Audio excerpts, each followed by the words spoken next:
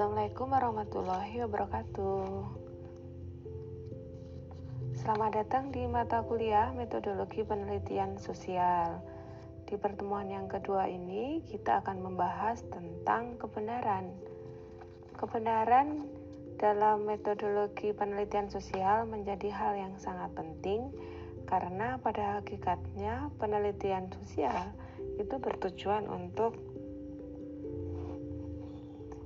mendapatkan atau menyampaikan kebenaran. Oke, kita masuk ke materi ya. Yang pertama, ada beberapa pertanyaan yang saya kira nanti bisa menjadi guideline kita untuk memahami tentang kebenaran. Pertama, dapatkah manusia itu mencapai kebenaran? Kira-kira dapat nggak ya? Dalam literatur yang ada tentang hubungan antara manusia dan kebenaran, ada dua teori yang menjelaskan tentang hubungan manusia dan kebenaran itu. Yang pertama adalah aliran agnostitisme. Pandangan ini beranggapan bahwa kebenaran itu tidak dapat dicapai oleh manusia. Kebenaran itu hanya milik Allah atau Tuhan semata. Jadi manusia itu tidak berhak mendapatkan kebenaran. Akan tetapi, kedua ada aliran yang disebut dengan gnostitisme, bahwa manusia itu dapat mencapai kebenaran. Dengan cara apa? Dengan keterbatasannya, itu kebenaran yang dicapai oleh manusia itu bersifat relatif, yaitu kebenaran yang berubah sesuai dengan kondisi ruang dan waktu. Apabila ada kebenaran yang baru, kebenaran yang lama itu pasti tidak akan berlaku. Itu adalah sifat dari kebenaran yang diperoleh oleh manusia. Oke, kita lanjut ya. Yang kedua, bagaimana sih cara mencari kebenaran itu? Ada dua cara yang dilakukan. Yang pertama itu adalah non-ilmiah. Nah, cara ini tuh bersifat kebetulan, kemudian spekulasi, untung dan rugi, dan wahyu. Nah, ini sangat non-ilmiah ya. Banyak masyarakat di Indonesia itu mencari kebenaran itu dengan non-ilmiah, yaitu hanya ikut-ikut saja termasuk di dalamnya. Kemudian ada cara mencari kebenaran yang kedua dilakukan secara ilmiah, yaitu dengan cara berpikir kritis dan melakukan penelitian ilmiah yang akan kita bahas di mata kuliah metode penelitian sosial ini. Berpikir kritis itu bisa kita review ya dari mata kuliah pengantar filsafat, kemudian logika kebenaran, itu yang sangat logis dan analitis. Sederhananya sering kita menggunakan metode penelitian deduktif, kemudian cara berpikir induktif. Nah, itu bisa menjadi dasar dari berpikir kritis. Lalu pertanyaan ketiga adalah, apa sih kriteria kebenaran itu? Ada beberapa pandangan atau teori yang disampaikan oleh beberapa tokoh di dunia tentang proses atau kriteria suatu hal disebut dengan kebenaran. Yang pertama itu teori korespondensi. Teori ini menyatakan bahwa kebenaran itu ada, ya, kebenaran itu mewujud apabila dia berhubungan dengan realitas yang nyata. Contohnya misalnya kayak Jakarta itu adalah ibu kota negara Indonesia. Hal itu kan sangat terbukti nyata ya bahwa Jakarta adalah ibu kota negara Indonesia. Kemudian yang kedua ada yang disebut dengan teori koherensi.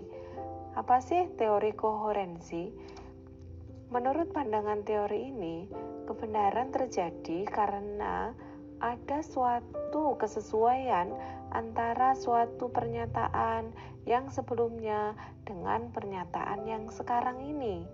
Jadi pernyataan yang sekarang ini adalah tidak ujuk-ujuk ada atau tidak muncul serta-merta saja, tetapi ada rentetan historisnya.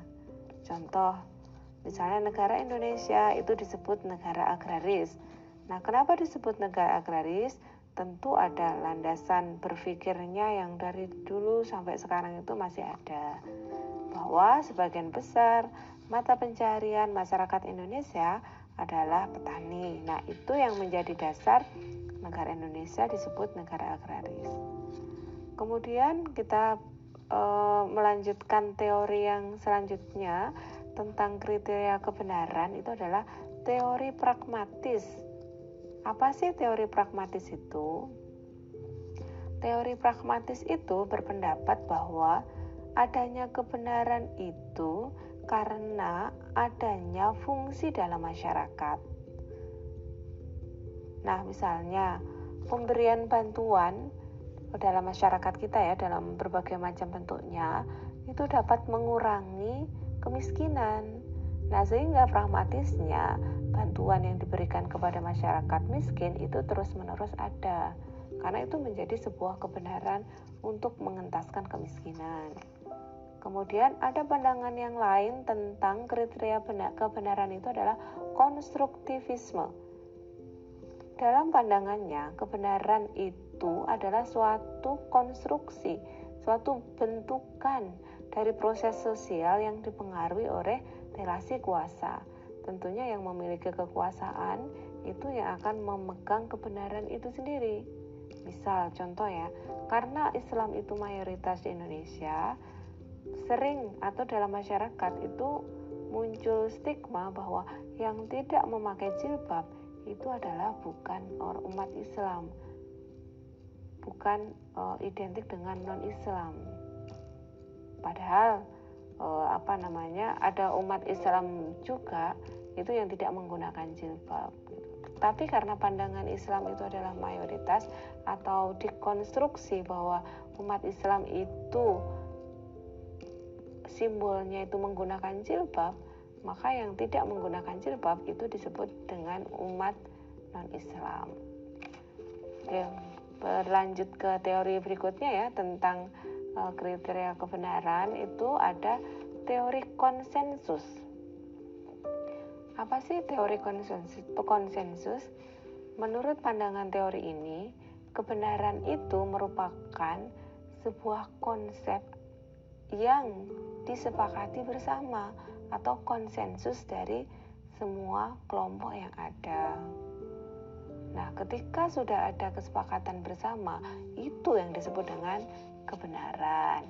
Misalnya, Pancasila adalah dasar negara Indonesia.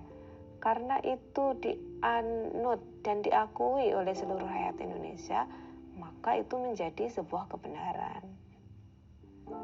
Oke, setelah kita bicara tentang kriteria kebenaran, lalu pertanyaan berikutnya adalah, apa sih hubungan antara kebenaran, kemudian ilmu dan pengetahuan,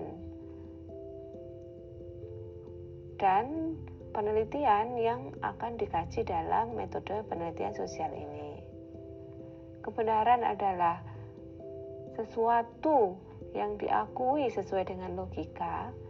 Kemudian ilmu merupakan pengetahuan yang sistematis dari proses penelitian. Kemudian penelitian itu sendiri adalah proses untuk pencarian kebenaran. Sehingga bisa kita rumuskan bahwa penelitian akan menghasilkan ilmu pengetahuan. Kemudian ilmu pengetahuan yang diyakini dan dilakukan secara ilmiah tadi ya, melalui proses penelitian dan diakui oleh sebagian masyarakat, itu akan menjadi sebuah kebenaran. Oke, baiklah, itu tadi pembahasan kita tentang kebenaran. Jika ada pertanyaan dari teman-teman semua, bisa disampaikan melalui chat WA group ya, kemudian kita diskusikan bersama. Saya akhiri untuk kuliah yang kedua ini tentang kebenaran ya. Kurang lebihnya minta maaf. Wassalamualaikum warahmatullahi wabarakatuh.